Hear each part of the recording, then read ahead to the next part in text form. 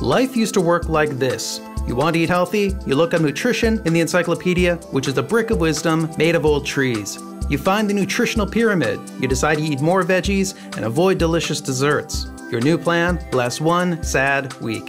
Those were simpler times. You had a question, you got an answer. Now life works like this. You want to eat healthy? There's a lot of advice out there. One site says cut out sugar, wheat, and dairy. Oh man. One site says fruits and veggies have a lot of pesticide. Is that true? One site says eating animals can cause disease. Who wrote this? No bottled water either because of plastic chemicals. No tap water because of the fluoride. But now you read that rice contains arsenic, fish is full of mercury, fresh food has parasites, and irradiated food has radiation, which could turn you into a mutant, obviously. There's so much information out there now, it's hard to know what to trust or where to look or how to judge what you find. So here's a tip, consider the source.